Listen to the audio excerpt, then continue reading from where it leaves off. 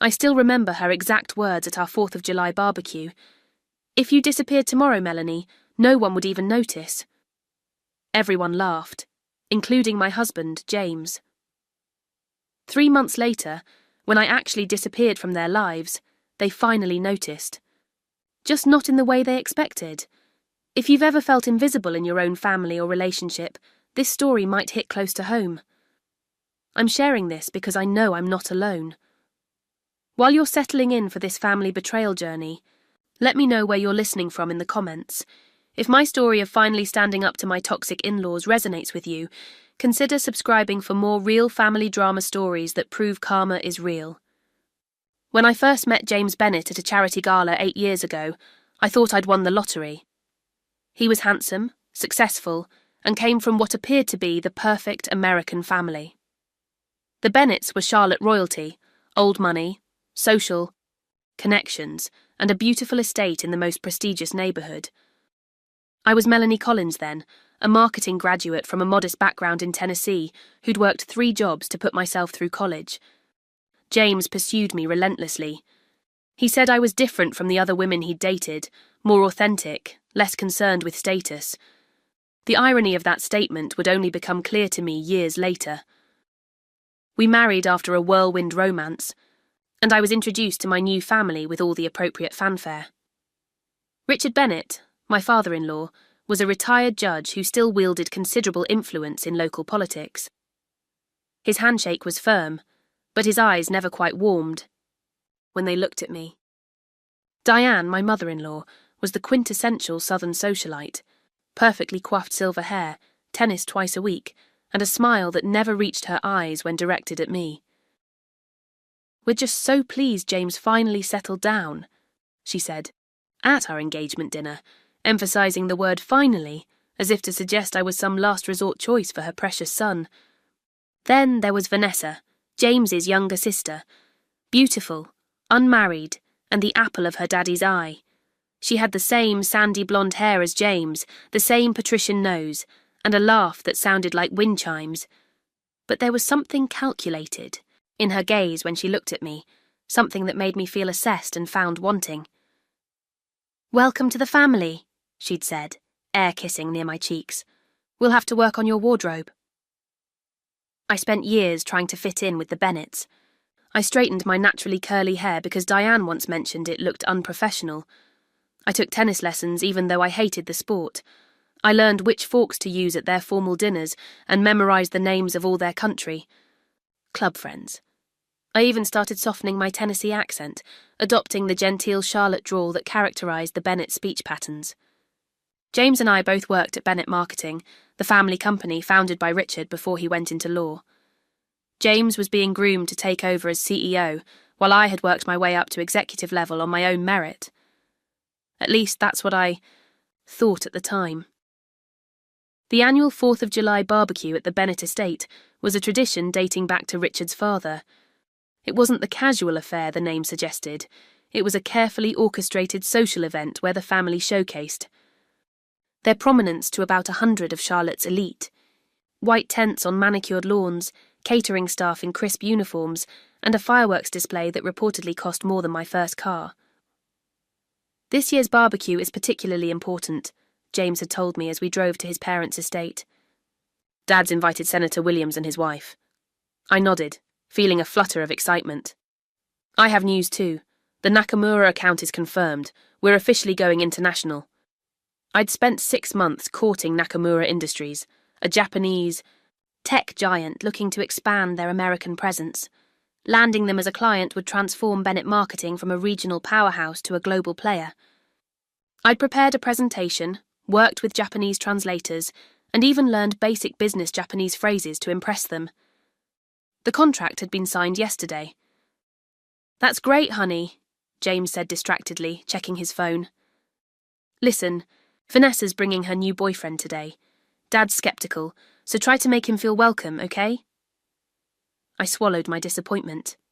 This was my biggest professional achievement, but somehow Vanessa's love life took precedence. Still, I nodded and smiled. That's what I always did with the Bennetts. Nod, smile, and try harder to belong. What I didn't know then was that this barbecue wouldn't be just another exercise in familial disappointment. It would be the day everything changed, the day I finally saw the truth about my place in the Bennett family. I wasn't just an outsider, I was invisible by design. The Bennett estate looked like something from a Southern Living magazine spread that 4th of July. Red, white and blue bunting draped elegantly from the columned porch. Staff in coordinating outfits circulated with trays of mint juleps and artisanal appetizers that were decidedly not traditional barbecue fare. A string quartet played patriotic melodies near the rose garden while the actual grilling happened out of sight, conducted by a chef from a 5-star restaurant downtown. I'd spent the morning baking my grandmother's peach pie from scratch. It was the one family recipe I treasured, a connection to my roots that I thought might finally impress Diane, who fancied herself something of a domestic goddess despite having a full household staff. "You brought dessert." Diane's perfectly penciled eyebrows arched when I presented the pie. "Oh, honey, we have a patisserie handling the dessert table, but we can put this somewhere." She handed the pie to a passing server without another word. I smoothed down my new dress, a navy designer number that had cost a month's personal spending budget, and tried not to let my disappointment show. James had already disappeared to greet the senator, leaving me to fend for myself. Richard Bennett held court near the bar, his imposing figure still fit and straight despite being in his 70s. "Melanie," he acknowledged when I approached. "Is James with you?" "He's speaking with Senator Williams," I replied. "Good, good." He nodded, then turned to continue his conversation with the bank president beside him, effectively dismissing me. I spotted Michael, James's older brother, and his wife Catherine near the pool. Of all the Bennets, Catherine was the most genuinely kind to me, perhaps because she too had married into the family. She wasn't from wealth either, though her background in art history and her natural grace made her transition appear seamless. "Melanie, you look gorgeous." Catherine hugged me warmly. "How are you holding up? These events always make me need an extra glass of champagne." I laughed, feeling some tension release. "I'm okay. Actually, I have some exciting news about work." "There you are!" Vanessa's voice cut through our conversation as she approached, a tall man with a carefully groomed beard in tow. "Catherine, Melanie, this is Preston, my sister-in-law, and my brother's wife." I noticed the distinction immediately. Catherine was identified as a sister-in-law, while I was merely my brother's wife. It was a subtle dig, but typical of Vanessa's approach. The afternoon progressed with the choreographed precision of all Bennett events. I circulated, made appropriate small talk, and kept looking for an opportunity to share my news about the Nakamura account. When lunch was served at the elegantly set tables on the lawn, I found myself seated at the family table, but positioned at the far end, away from James, who sat between his mother and the senator's wife. As dessert was being served, not my pie, but elaborate red, white and blue pastries from the aforementioned patisserie, Richard stood to make his customary toast. He spoke about family legacy, American values, and then proudly announced that Bennett Marketing had secured a meeting with Nakamura Industries next week. "James has been working tirelessly on this initiative to take our company international." Richard raised his glass. "To the future of Bennett Marketing." I froze, my champagne glass halfway to my lips. That was my account, my connection, my 6 months of work. I looked at James, expecting him to correct his father, to acknowledge my contribution. He merely smiled and accepted the congratulations flowing his way. When the toasts opened to other family members, Vanessa stood, her champagne flute held, aloft, her expression mischievous. "I'd like to make a toast too," she announced, her voice carrying across the lawn. "To my wonderful brother James, who proves every day that the Bennett drive for success lives on." She paused, her gaze finding me at the end of the table. "And to Melanie, who's always there, somewhere in the background." A ripple of uncomfortable laughter moved through the guests. "You know," Vanessa continued, her tone light, but her eyes sharp, "I realised something funny the other day. If you disappeared tomorrow, Melanie, no one would even notice. You're basically just James's shadow anyway." The laughter grew louder, more confident. I felt heat rise to my face as I looked around the table. Richard was chuckling, Diane was hiding a smile behind her napkin, and various family friends were openly laughing. But it was James's reaction that broke something inside me. My husband, the man who'd promised to stand by me, was laughing too. He even reached over to pat Vanessa's arm affectionately, as if to say, "Good one." In that moment, surrounded by people I'd spent years trying to impress, trying to belong with, I felt more alone than I ever had in my life. I carefully set down my napkin, excused myself with a murmured apology that no one seemed to hear, and walked with measured steps toward the house. In the pristine guest bathroom, with its monogrammed hand towels and expensive scented soaps, I stared at my reflection. I barely recognized the woman looking back at me. She had the right clothes, the right hair, the right makeup to be a Bennett. But her eyes held a pain that couldn't be concealed by any designer dress or careful cosmetics. If you disappeared, tomorrow no one would even notice. The worst part wasn't that Vanessa had said it. The worst part was that she was right. James and I met at the spring charity gala for Charlotte Children's Hospital. I was there representing my first marketing firm, a small agency where I'd been working since graduation. James literally bumped into me at the champagne table, spilling my drink. "I'm so terribly sorry," he'd said, his blue eyes crinkling with genuine concern. He was tall, classically handsome, and his tailored tuxedo screamed old money. "Please, let me get you another." We spent the rest of the evening talking. James seemed fascinated by my background, my childhood in rural Tennessee, working on my grandfather's farm during summers, putting myself through college. He said I was refreshingly real compared to the women he usually met.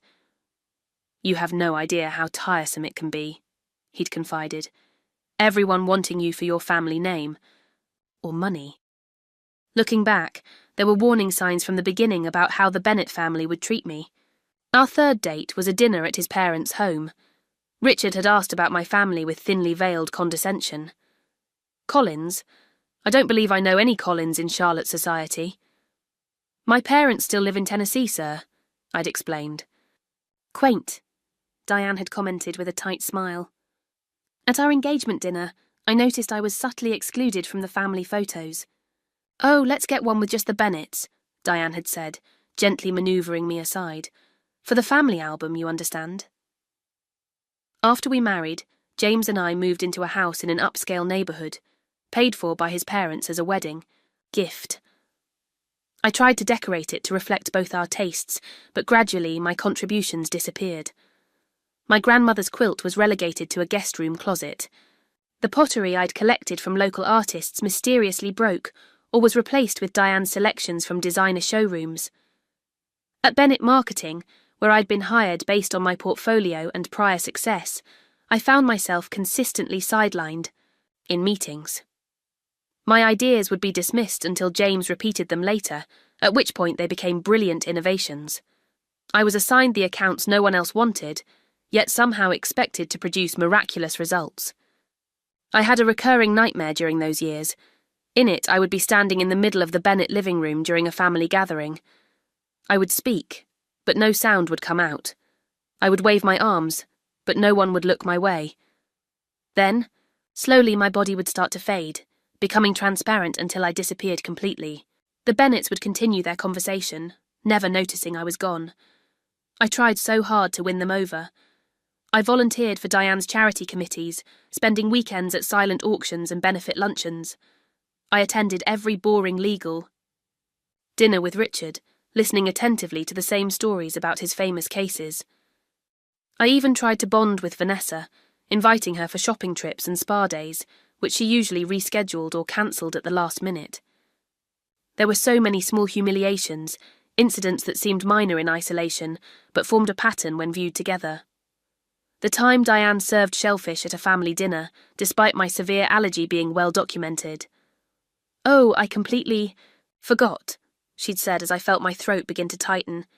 "James, didn't you tell me?" Or the countless times Richard called me Melissa at family gatherings, the name of James's college girlfriend. "Sorry, Melanie." he'd correct himself without real contrition. You remind me of her sometimes. At Bennett Marketing, I worked twice as hard as anyone else. I stayed late, came in weekends, and built solid relationships with clients who specifically requested to work with me. I brought in the Harrington account after their previous agency dropped the ball, $1 million client that significantly boosted the company's annual revenue. Yet at the year-end party, James was given credit for saving the Harrington relationship. The 4th of July barbecue wasn't the first time Vanessa had made me the butt of her jokes. There was the Christmas party, where she'd given me a book, titled Social Graces for the Unrefined, as my gift exchange present. I thought you could use it, she'd said while everyone tittered. Or the Easter brunch, where she'd loudly wondered if my fashion sense was intentionally retro or just hopelessly outdated. What made the barbecue different was the clarity it brought me. Sitting in that bathroom, I finally understood that the joke about my disappearance wasn't just a one-off cruel comment. It was the articulation of how they had always seen me, as inconsequential, as dispensable, as invisible. I had spent 7 years of marriage and countless hours of effort trying to become the person they would accept. I had dimmed my own light, altered my appearance, changed my speech patterns, abandoned my interests, and sublimated my professional accomplishments, all to fit into their world. And still I remained invisible. Worse than invisible, I was a punchline. As I sat there in that pristine bathroom with its monogrammed towels and family crest subtly embossed on the wallpaper, something shifted inside me. The hurt began to harden into something else, something colder, more resolute. If they thought I was invisible, perhaps that was an advantage they had given me without realizing it. People don't guard their secrets from someone they don't see. Thank you for listening to my story, and may you always be beautifully visible in your own life. I didn't confront James about the barbecue incident. I didn't mention Vanessa's cruel joke or his laughter. What would be the point? He would deny the malice, minimize my feelings, or worst of all, suggest I was overreacting. Instead, I retreated, into myself, creating an invisible wall between us that he, predictably, didn't notice. The weeks following the 4th of July barbecue, I developed insomnia. I would lie awake beside my sleeping husband, replaying years of subtle humiliations and wondering how I had allowed myself to become so diminished. During the day, I moved through my routine like a ghost, present but not really there. I spoke less in meetings, declined social invitations with the Bennetts, and spent more time alone.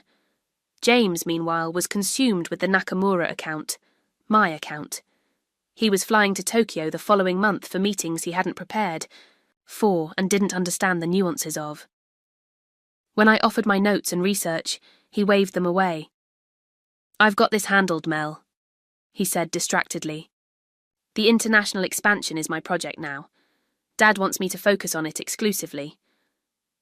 It happened on a Tuesday, 3 weeks after the barbecue. James had forgotten his tablet at home, and his assistant Emily called to ask if I could email some files from it for an urgent meeting. I knew his password, or thought I did, but it didn't work. After several attempts, I tried a different one, Vanessa's birthday. The tablet unlocked. I found the files Emily needed and was about to email them when a notification popped up. It was an email from Vanessa with the subject line, "Melanie problem." My finger hovered over the notification for just a second before I tapped it. The email opened to reveal a thread between James and his sister dating back months. My hands began to shake as I read, "From James to Vanessa. Subject, Melanie. Problem V. Dad's right. We need to minimize her involvement with Nakamura. She's getting too much direct contact with them. I've redirected their latest communications to come through me. Can you make sure she's assigned to the Davidson account revision? That should keep her busy while we finalize Tokyo. J. From Vanessa to James. Subject, Melanie problem already on it. I told Davidson they needed a complete rebrand ASAP. That should keep your little wife occupied while the adults handle Nakamura. She actually believes she brought them in. Hilarious. Dad says once the international division is established, we can review her position. Maybe a lateral move to HR. Less damage she can do there. V from James. To, Vanessa. Subject, Melanie. Problem perfect. She's been asking about coming to Tokyo. Obviously that's not happening. I'm thinking of telling her we need to postpone starting a family until after the expansion. That should keep her focused on our future while we sort out her professional. 1. J. The email thread continued. Dozens of exchanges between my husband and his sister, all centered around how to manage me, sideline me, and ultimately remove me from meaningful work at the company I had helped build. My hands were ice cold as I set down the tablet. I felt physically ill, but something inside me had gone very, very calm. With methodical precision, I forwarded the entire email thread to my personal account, then deleted the forwarded email from the sent folder. That night, I waited until James was asleep before getting up. I took his tablet again and began a systematic search through his digital life. I found a second email account I'd never known about. The password took me longer this time, but eventually I tried Melissa Forever, his college girlfriend's name. It opened. This account contained communications with his father about the company's financial structures. I discovered plans to restructure the company before the international expansion, creating a new parent entity where my ownership shares would be significantly diluted. There were discussions about performance issues they were documenting against me, all fabricated, to justify removing me from leadership once the expansion was complete. Most devastating was an email exchange with his assistant Emily. It wasn't just professional. They had been having an affair for at least a year. There were intimate messages, plans for their business trips, and even discussions about their future together once James handled his situation at home. I sat in our home office until dawn broke, methodically going through every email, every attachment, every betrayal. I downloaded everything to a secure cloud account. By morning, I had a complete picture of the extent to which my husband, his family, and even the company I worked for had been conspiring against me. I've never been one to break down in crisis. Growing up the way I did, you learn to save your tears for later and deal with what's in front of you. That morning, as I heard James stirring upstairs, I made a decision. They had made me invisible. Now I would use that invisibility as my power. If you've ever felt your trust completely shattered by the people closest to you, you know that moment when the pain transforms into a strange kind of clarity. Everything suddenly makes sense, all the small inconsistencies, the dismissive comments, the exclusions that you'd rationalized away. In that moment, you have a choice: remain the victim they've cast you as, or rewrite the story entirely. I chose the latter. They thought I was just James's shadow. They would soon learn that shadows can grow very dark indeed when the light is extinguished. I've always been methodical. It's what made me good at my job despite the Bennetts' efforts to undermine me. Now, I applied that same methodical approach to my exit strategy. I would need 3 months to execute everything perfectly. 3 months, during which I would continue to play the role of the dutiful, oblivious wife and employee. The day after discovering the emails, I made an appointment with Patricia Winters, a divorce attorney known for handling high-profile splits involving business assets. I paid her retainer in cash from my personal savings. The challenge here, Patricia explained in our initial consultation, will be documenting the financial misconduct while protecting your interests in the company. I handed her a flash drive. I've already started. Her eyebrows rose as she reviewed the files. This is unusually thorough. I'm just getting started, I assured her. Over the following weeks, I created a comprehensive record of my contributions to Bennett Marketing. I saved emails from clients praising my work. I documented instances where my ideas had been implemented under James's name. I recovered presentations I had created that James had presented as his own. But most importantly, I began quietly copying. Evidence of financial irregularities I discovered while exploring James's hidden communications. Richard Bennett, for all his legal knowledge, had been playing fast and loose with company accounting. There were questionable tax deductions, misleading statements to investors, and a pattern of financial reporting that walked a fine line between creative accounting and outright fraud. I also discovered something that made my blood run cold. 20 years ago, when Richard was still a practicing judge, he had buried evidence in a case involving one of his college friends. The friend's company had knowingly released a product with safety defects that resulted in a child's death. Richard had ensured the case was dismissed on technical grounds. The family had never received justice, and Richard had later received a very generous loan from his friend that was never repaid. I found this information in a scanned letter kept in a password-protected folder. Richard had kept it as insurance against his friend, but now it would serve as my insurance against Richard. Meanwhile, I began establishing my own financial independence. I opened new accounts at a bank the Bennetts didn't use. I transferred small amounts regularly from my personal savings to avoid triggering any alerts. I sold jewellery James had given me, pieces I had never particularly liked anyway, and converted the proceeds to cash. I reached out to my brother Alex in Atlanta. We had drifted apart after my marriage, partly because the Bennetts had subtly discouraged me from maintaining close ties with my simple family. Alex was surprised but immediately supportive. I never liked them, he admitted during our phone call. But I figured you knew what you were doing. I didn't, I said honestly, but I do now. Alex offered his guest room for as long as I needed it. He also put me in touch with a former college friend who owned a marketing firm in Atlanta and was looking to expand. By the end of the second month, I had secured an apartment in Atlanta under my maiden name, lined up preliminary interviews with 3 marketing firms, and prepared a comprehensive file for the Securities and Exchange Commission detailing Bennett Marketing's financial irregularities.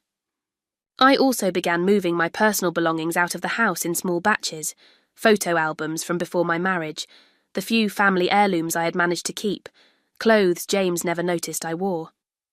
I stored them temporarily at a small storage unit paid for in cash. The hardest part was maintaining the facade at work and at home. I smiled through family dinners, nodded at James's self-aggrandizing stories, and pretended not to notice when he came home late smelling of Emily's distinctive perfume. At the office, I diligently worked on the Davidson account rebrand, knowing it was busy work designed to sideline me. I even attended a charity lunch with Diane, where she spent 2 hours criticising my contributions to the silent auction. Perhaps next year you could focus on just helping with the setup, dear. The procurement of items requires certain connections. Through it all, I maintained my composure, playing the role they had assigned me, the insignificant, invisible Melanie who didn't warrant their concern or attention. What gave me strength during those weeks was knowing what they didn't. I saw everything now, every manipulation, every lie, every betrayal. And for someone supposedly so invisible, I sure knew a lot of their secrets. As my departure date grew closer, I finalised the last details. I scheduled the delivery of my SEC evidence for exactly 1 week after I would be gone. I prepared emails to Bennett Marketing's key clients expressing concerns about the company's stability and financial reporting, set to send automatically after my disappearance. I transferred my personal investment in the company, a significant amount that James had always dismissed as cute that you want to contribute, to my new accounts. The withdrawal would create immediate cash flow issues for the company, but would be completely legal. The night before James was scheduled to leave for a business trip to Chicago, actually a weekend with Emily at a lakeside resort, according to their emails, I sat across from him at dinner, feeling a strange sense of peace. "Everything okay?" he asked, barely glancing up from his phone. "You're quiet tonight." "Just thinking about the future," I replied, which was entirely true. "Don't worry about the Tokyo expansion," he said, misinterpreting my comment. "Once it's established, we'll be in an even better position. Trust me." I smiled. "I always have." The irony seemed lost on him. The morning James left for his business trip with Emily, he kissed me distractedly on the cheek and reminded me to water the plants on the deck, as if that would be my primary concern while he was gone. I smiled, wished him a productive trip, and watched his car disappear down our tree-lined street. I had already said my silent goodbyes to Bennett Marketing the previous day. I had walked through the offices one last time, nodding to colleagues who had never really seen me. I had touched the conference room table where I had presented countless campaigns. I had even taken a moment in the small office I had earned through years of hard work, looking at the view of downtown Charlotte that had once symbolised my success. My last interaction had been with Catherine, Michael's wife, who caught me looking wistful as I left the building. "Everything okay, Melanie?" she had asked with genuine concern. For a moment, I had considered confiding in her. Catherine had always been kind, always seen me when others looked through me, but involving her would only complicate her own position in the family. "Just tired," I had replied with a smile. "Have a good weekend." Now, with James gone, I began the final phase of my plan. I moved methodically through our house, collecting only what truly mattered to me: my grandmother's recipes, photos from my life before James, the first marketing award I had won in college. I left all the designer clothes, the expensive jewellery, the status symbols that had never really felt like mine. I transferred the last of my documents to my lawyer with explicit instructions. Patricia had been initially concerned about my approach, but had come to understand my reasoning. "They won't know what hit them," she had said during our final meeting. "But are you sure this is what you want? We could pursue a more conventional divorce with significant compensation." "This isn't about money," I had explained. "It's about finally being seen." I scheduled the delivery of my evidence to the SEC for exactly 1 week later, giving me time to be well established in Atlanta before the storm hit. I set up the automated emails to key clients, carefully worded to express concern without making actionable allegations. The most difficult task was writing the note I would leave for James. I went through dozens of drafts, ranging from pages of detailed grievances to a simple goodbye. In the end, I settled on something that I knew would haunt him. "Now you can see what happens when I disappear." I placed the note on his pillow, a final touch that would greet him upon his return from his weekend with Emily. As I carried my 2 suitcases to my car, I paused on the front steps of the house I had tried so hard to make a home. The Bennett estate loomed in the distance, visible from our driveway, a constant reminder of the family I had never truly been part of. I felt no sadness, no regret, just a strange sense of lightness. For years, I had contorted myself to fit into spaces too small for my spirit. Now I was reclaiming my full self. The drive to Atlanta took just under 4 hours. I didn't play music or make calls. I simply drove, watching the Carolina landscape give way to Georgia, feeling each mile create distance between myself and the life I was leaving behind. Alex was waiting for me when I arrived, his familiar face a welcome sight after so many years of limited contact. He helped me with my bags, showed me to his guest room, and then did something that made tears finally spring to my eyes. He hugged me and said, "Welcome back, Mel. I've missed you."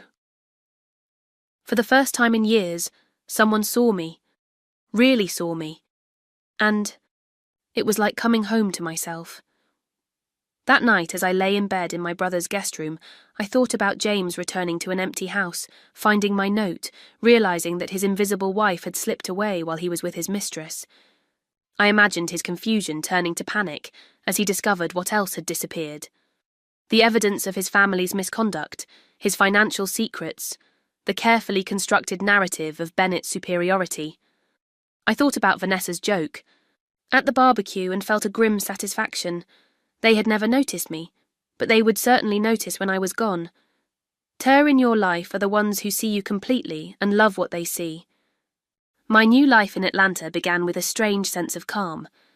I rented a modest apartment in Midtown, interviewed with several marketing firms, and accepted a position with Horizon Marketing, where Alex's friend Marcus was a partner.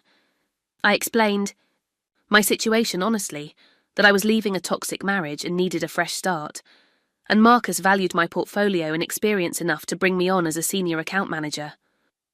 From a safe distance, I watched the Bennett saga unfold through social media, industry news, and occasional updates from Patricia. The first few days after my departure played out exactly as I had anticipated. James returned from his weekend with Emily to find an empty house and my cryptic note. According to Patricia, who had received a frantic call from his lawyer, his initial reaction wasn't concern but annoyance. He assumed I was having some kind of emotional episode and would, return once I got it out of my system. That changed quickly when he discovered I had withdrawn my investment from the company. Bennett Marketing operated with a surprisingly precarious cash flow despite its prestigious reputation. My withdrawal, completely legal and documented, created an immediate financial crisis just as they were preparing for the Tokyo expansion. 3 days after I left, the emails to key clients were automatically sent. They were carefully worded, expressing my personal concerns about recent observations regarding financial stability, without making specific allegations that could be considered defamatory. Coming from me, someone clients trusted and had worked with directly, these vague warnings were enough to cause serious concern. By the end of the first week, 2 major clients had put their contracts on hold, pending clarification of certain financial matters. James and Richard were scrambling to reassure everyone while simultaneously trying to locate me. Patricia forwarded me an email from James's lawyer. Mr. Bennett is extremely concerned about his wife's mental health and well-being. Her actions are completely out of character and potentially self-destructive. He merely wishes to ensure her safety and provide any necessary support. I laughed out loud when I read it. Even now, they were trying to control the narrative, casting me as unstable rather than acknowledging their own misconduct. The real chaos began when my SEC file was delivered. Within days, Bennett Marketing was under preliminary investigation. All international expansion plans were immediately frozen. The company's assets were placed under scrutiny, and Richard's creative accounting practices were exposed to unwelcome official attention. I followed the unfolding drama on social media with detached interest. Vanessa's Instagram, once a carefully curated showcase of Bennett privilege, became increasingly frantic. Her posts shifted from designer outfits and exotic vacations to vague references about standing by family in difficult times and the truth will prevail. One particular post caught my attention, a throwback photo of her and James as children, with the caption, "Blood is thicker than water. Some people will never understand family loyalty." The irony was almost too perfect. Meanwhile, I was rebuilding my life. I reconnected with college friends I had lost touch with during my Bennett years. I joined a book club, took up hiking in the North Georgia mountains, and even started dating casually. Nothing serious, but enough to remind myself that I was desirable and interesting in my own right. At Horizon Marketing, I quickly established myself as a valuable team member. Without the Bennett shadow looming over me, my confidence and creativity flourished. Within 2 months, I had brought in 2 new clients and was leading a successful campaign for a regional healthcare provider. Throughout this period, James's attempts to contact me grew increasingly desperate. He progressed from annoyed to angry to pleading. His texts and emails, which I never responded to but Patricia monitored, evolved from "This childish behaviour needs to stop immediately" to "Please, Mel, we need to talk. I don't understand what's happening." By the 3rd month, the Bennett family was in full crisis mode. The SEC investigation had expanded to include Richard's judicial misconduct. An enterprising financial journalist had picked up the story, publishing a detailed exposé of the Bennett Empire's questionable foundations. The family home, the site of that fateful 4th of July barbecue, was put on the market to cover mounting legal fees. The most unexpected development came when Catherine, Michael's wife, reached out to me directly. Unlike the other Bennetts, she didn't demand explanations or hurl accusations. Her email was simple and direct. "I don't blame you for leaving. I've often thought about doing the same. Would it be possible to talk?" I hesitated, but eventually agreed to a phone call. Catherine revealed that the Bennett facade was crumbling completely. Michael was drinking heavily, Richard had suffered a minor heart attack after being served with investigation papers, and Diane was frantically trying to maintain social connections that were rapidly abandoning the family. "Vanessa's the worst," Catherine confided. "She's convinced you orchestrated this whole thing as some kind of revenge for her joke at the barbecue." I couldn't help but laugh. "It wasn't the joke," I explained. "It was the truth behind it." "I know," Catherine said, quietly. "I always saw how they treated you. I should have said something." "We all make our choices," I replied, without bitterness. As the 3-month mark of my disappearance approached, I felt mixed emotions. There was satisfaction in seeing the Bennets face consequences for their actions, but also a strange grief for what might have been if James had truly been the man I thought I had married. There was freedom in my new life, but also occasional moments of doubt and loneliness. What I never felt, however, was regret. I had reclaimed myself from invisibility. I had refused to remain a shadow. Whatever came next would be on my terms, in a world where I was fully seen. What I didn't expect was that James would track me down, but he did, showing up unannounced at my office in Atlanta exactly 3 months after I had walked away from our life together. His appearance would force a confrontation I hadn't planned for, but perhaps needed to truly close this chapter of my life. I was reviewing a campaign proposal when my assistant knocked on my office door. "There's a James Bennet here to see you. He doesn't have an appointment, but he's insisting it's urgent." My heart stuttered for a moment before resuming at a faster pace. I had known this moment might come, but facing it was another matter entirely. "Give me 5 minutes, then send him in," I replied, keeping my voice steady. I used those 5 minutes to centre myself. I straightened my desk, checked my appearance in my compact mirror, and took several deep breaths. This wasn't the Melanie who had shrunk herself to fit into the Bennet world. This was the new Melanie, confident, independent, and completely visible. When James walked in, I barely recognised him. The polished, confident man I had married looked haggard and dishevelled. His normally impeccable clothes were wrinkled, his hair needed cutting, and there were dark circles under his eyes. For a moment, I felt a flicker of the old connection, an instinct to comfort him that I immediately suppressed. "Melanie," he said, his voice cracking slightly. "You're really here?" "I am," I replied calmly. "How did you find me?" "It wasn't easy," he admitted, remaining standing even though I had gestured to a chair. "You covered your tracks well, but eventually I remembered your brother lived in Atlanta. From there it was just a matter of checking marketing firms until I found you." I nodded. It was a reasonable approach, one I had known was possible, but considered unlikely given James's tendency to delegate difficult tasks. "Why are you here, James?" He ran a hand through his hair, a gesture of frustration I remembered well. "Why am I here? Are you serious? You disappeared. You took money from the company. You sent those emails to our clients. The SEC is investigating my father. Our entire life has fallen apart, and you're asking why I'm here?" "Our life," I repeated quietly. "Was it ever really our life, James? Or was it your life that I was permitted to orbit around as long as I stayed in my designated place?" He looked genuinely confused. "What are you talking about? We had everything, a beautiful home, successful careers, respect in the community." "You had those things," I corrected him. "I had the illusion of them, contingent on my continued invisibility." I gestured to the chair again, more firmly this time. "Sit down, James. If we're going to have this conversation, let's have it properly." To my mild surprise, he complied. Up close, he looked even worse, defeated in a way I had never seen before. Part of me, a part I wasn't proud of, felt satisfaction at this visible evidence of his suffering. "Everything's gone," he said, his voice hollow. "The company is under SEC investigation. We've had to sell the house.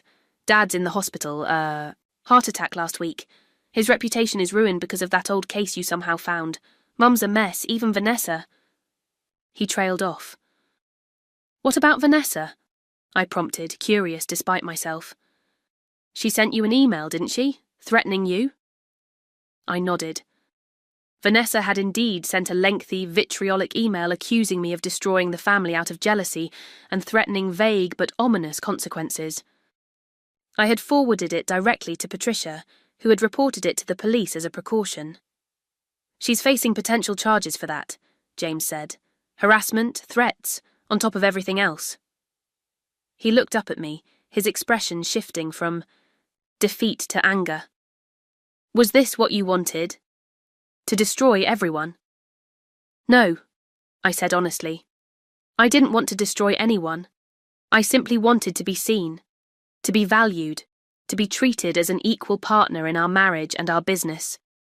When I discovered that was never going to happen, that in fact you and your family were actively working against me, I chose to leave. Those emails were private, he muttered. Yes, I agreed. Private conversations about how to manipulate and ultimately remove me from my own life, private plans to take credit for my work, private discussions about your affair with Emily. He flinched at the mention of Emily. That wasn't serious, it was just, please don't insult my intelligence, I interrupted. Not anymore, we're beyond that now. We sat in silence for a moment, the weight of years of deception and disappointment hanging between us. Finally, James spoke again, his voice quieter. I didn't come here to fight, Melanie. I came because I need to understand.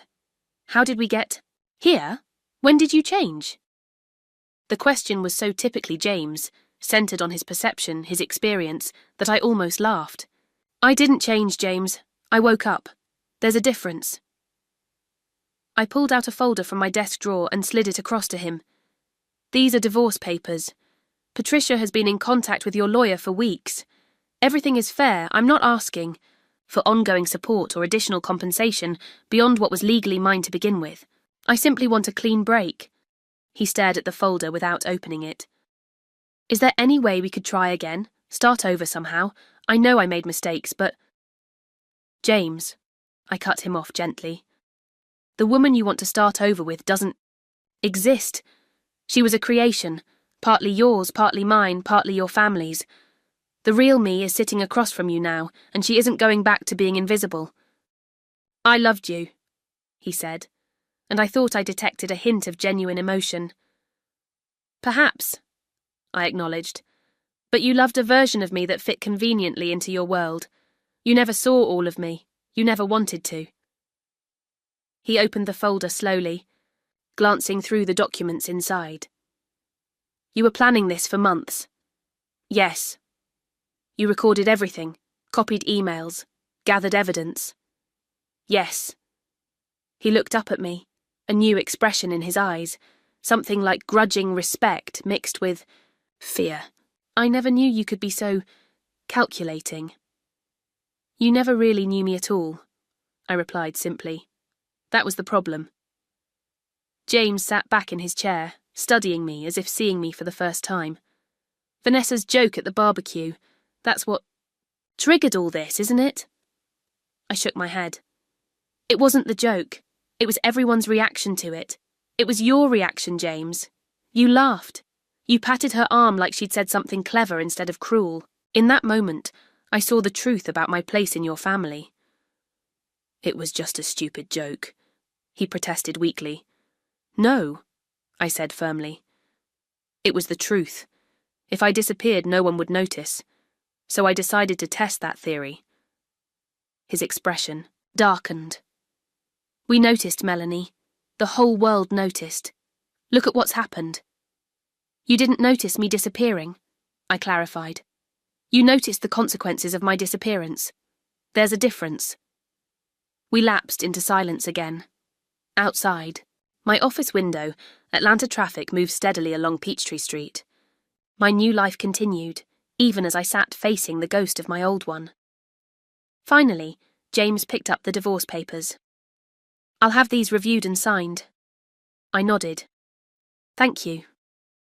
He stood to leave, then paused at the door. I was angry when I found out what you'd done. Furious, actually. I wanted to hate you for destroying everything. He shook his head slowly. But then I realised something. You were right about one thing, Melanie. You were invisible.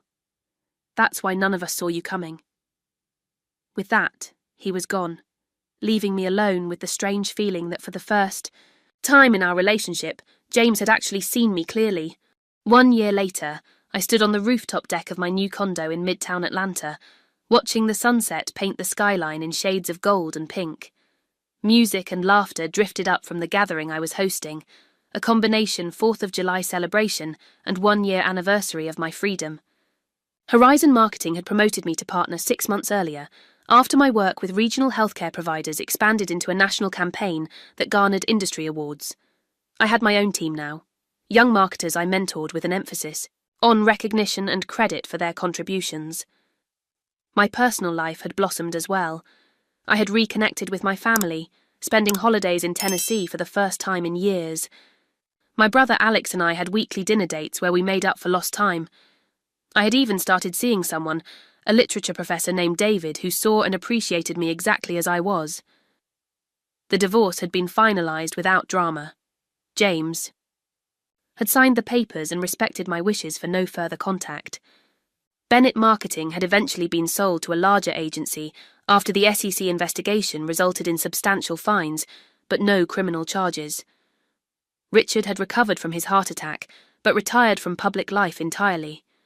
Vanessa's harassment charges had been reduced to a warning after she agreed to leave the state. Last I heard, she was trying to rebuild her life on the West Coast. The most surprising development had been my friendship with Catherine. After that initial phone call, we had stayed in touch. When she finally left Michael 6 months after my departure, I had helped her find an apartment in Atlanta and introduced her to my growing circle of friends. "There you are." Catherine's voice broke into my thoughts as she joined me on the rooftop deck. "Everyone's looking for you downstairs. David's telling that hilarious story about his disastrous first lecture again." I smiled. "I'll be down in a minute. Just wanted a moment to take it all in." Catherine nodded understandingly, leaning against the railing beside me. 1 year, she mused. Hard to believe so much has changed. "Do you regret it?" I asked. "Leaving?" She shook her head decisively. "Not for a second. Best decision I ever made. Second only to your decision, which gave me the courage to make mine." We stood in comfortable silence, watching the city lights begin to twinkle as dusk deepened. "Oh, I almost forgot to tell you," Catherine said suddenly. "I ran into Diane yesterday." My attention snapped back to her. "Diane Bennett? Here in Atlanta?" Catherine nodded. "At Lenox Mall. She's working at the Nordstrom perfume counter. Apparently, with everything that happened, their savings were mostly wiped out. She didn't recognize me at first. I think she's trained herself not to see people." From before, I tried to imagine proud perfectionist Diane Bennett spritzing perfume on strangers for commission. It was difficult to reconcile with the woman who had scrutinized my table settings and dismissed my grandmother's pie. "Did you speak to her?" I asked. "Briefly. When she realized who I was, she looked like she wanted to disappear. Then she saw you weren't with me and got this look of relief that quickly turned to panic when she realized I might tell you I'd seen her." "What did you say to her?" Catherine smiled slightly. "Nothing much. Just that I was doing well, living in Atlanta now. She asked, very reluctantly, if I ever saw you. I said yes, that you were thriving, partner at a successful firm, happy, surrounded by people who value you." "And how did she respond to that?" "She didn't, really. Just got this faraway look and said, 'I always told Richard that girl would land on her feet.' As if she'd been your champion all along." Catherine shook her head. "The capacity for self-deception in that family is truly remarkable." I laughed, softly. "Indeed it is." We were interrupted by David calling up from the stairwell. "Mel, are you up here? We're about to start the fireworks." "Coming," I called back. Catherine touched my arm before we headed downstairs. "You know, there's something I never told you. At that barbecue, after Vanessa made that awful joke and you left the table, I confronted James. I told him he should be ashamed for letting his sister speak to his wife that way." I raised my eyebrows in surprise. "You did? What did he say?" "He said I was overreacting, that you were fine, that you knew it was just Vanessa being Vanessa." She shook her head. I remember thinking, he doesn't see her at all. And the sad thing was, neither did I, not really. None of us saw the strength you had inside you. As we rejoined the party, I was struck by the contrast between this 4th of July and the one a year ago. Then I had been surrounded by people who looked through me.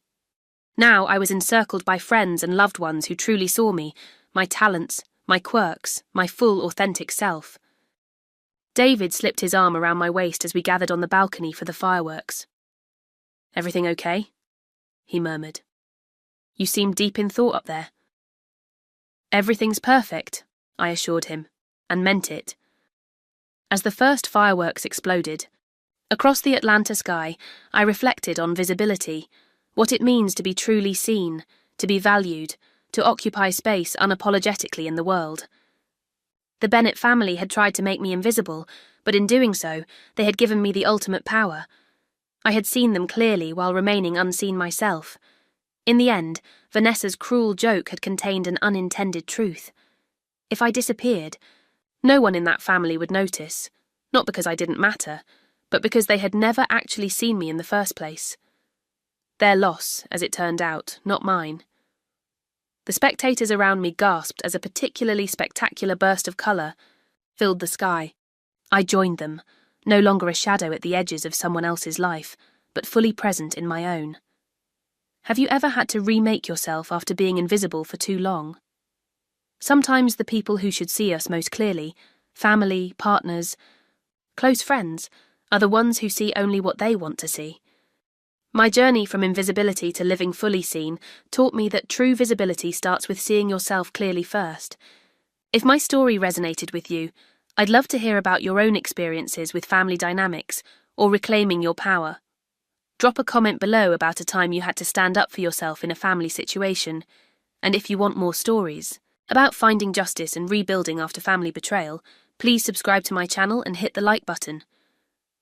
Remember, the people who truly mar